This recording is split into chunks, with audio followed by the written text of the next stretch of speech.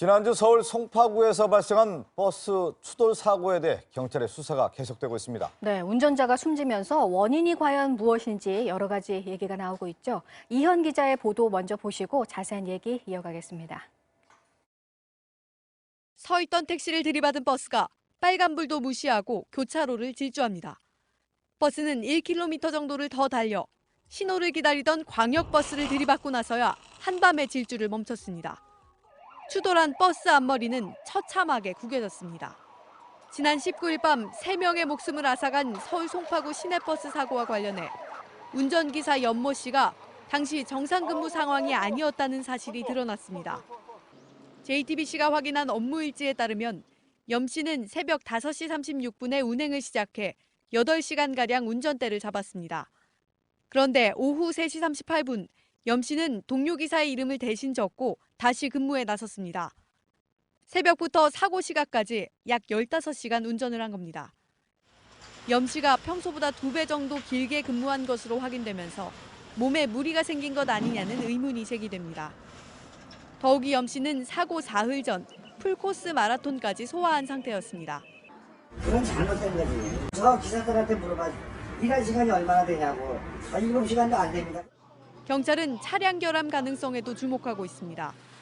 지난 21일 저녁 인천에서 이번 사고 차량과 같은 종류의 버스가 사고가 났는데 운전자는 제동장치가 말을 안 들었다고 진술한 겁니다. 경찰은 버스 블랙박스 분석을 통해 정확한 원인을 밝힐 계획입니다. JTBC 이현입니다. 송파 시내버스 사고를 취재하고 있는 사회부 이현 기자가 나와 있는데요. 이현 기자 안녕하십니까? 사고 원인이 아직까지 좀 베일에 가려져 있단 말이에요. 당시 상황부터 한번 되짚어 볼까요? 네, 사고는 일단 19일 밤 11시 43분쯤 시작됐습니다. 이 서울 송파구 석촌호수 정류장을 떠난 시내버스가 인도 쪽에 서 있던 택시에 부딪힌 게 첫 번째 사고입니다. 네. 그런데 이 버스는 3중 추돌 사고를 내고도 멈추지 않고 달렸습니다. 600여 미터를 지나 우회전한 뒤 500여 미터를 더 달리다 11시 46분쯤, 그러니까 첫 번째 추돌 사고를 내고 3분 정도 후에 신호 대기 중이던 택시와 광역버스를 잇따라 들이받았습니다. 사고를 목격한 분의 이야기를 들어봤습니다. 잠깐 보시죠. 네. 했는데 갑자기 꽝 하는 소리가 들리면서 쳐다봤더니 저기 앞에 있던 버스가 버스 반대에서 한 대 정도 가량을 밀려나더라고요, 앞으로. 네, 그런데 이 사고에 그 키를 쥐고 있다고 할 수 있는 운전자도 이제 함께 숨진 거잖아요. 그러다 보니까 이제 이 질주 사고가 대체 어떻게 일어난 건지 여러 가지 얘기가 지금 나오고 있는 상황인 거죠?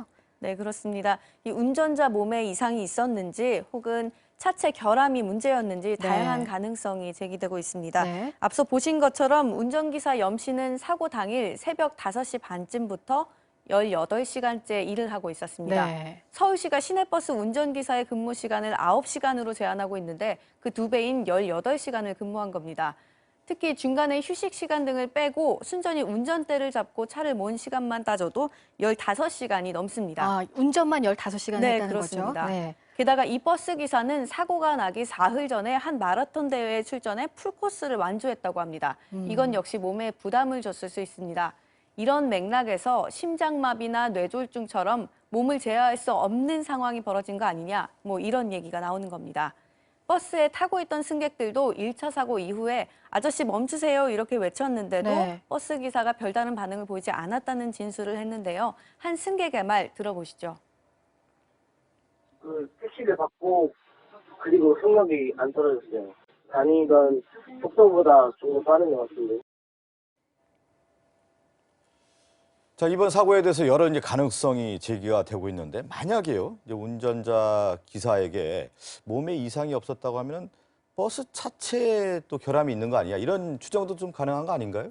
예, 일단 지난 21일 사고 버스의 제동장치 이상 여부를 점검했는데 바퀴 4개에 모두 제동이 잘 걸리는 것으로 일단 확인됐습니다. 사고가 난 버스는 지난해 8월 출고된 차량으로 버스 회사에선 사고 하루 전 정기 점검도 마쳤다고 주장합니다. 하지만 경찰은 복구 중인 사고 버스의 블랙박스를 확인하기 전엔 속단할 수 없다는 입장이고 또 급발진 사고 가능성도 염두에 두고 있습니다. 네. 지난 21일에 인천에서 시내버스가 신호대기 중인 공항통근버스를 들이받는 사고가 있었는데요. 이 사고 차량도 송파 시내버스 사고와 같은 모델의 차량이었습니다. 네. 인천 사고버스 운전자는 버스 제동 장치가 말을 듣지 않았다 이렇게 주장하고 있어서 인천 사고 차량의 감정 결과가 이 송파 사고의 원인을 밝히는데도 영향을 미칠 가능성이 있습니다. 네, 네. 이 사고 때문에 2명이 숨졌고 또 신입 그 여대생은 뇌사 상태에 빠져서 또 장기를 기증하기도 했잖아요. 이 사고의 원인이 정말 운전자의 문제인지 아니면 버스 자체의 문제인지 수사 결과 좀 더 지켜보도록 하겠습니다. 이현 기자 오늘 수고했습니다. 네, 수고했습니다.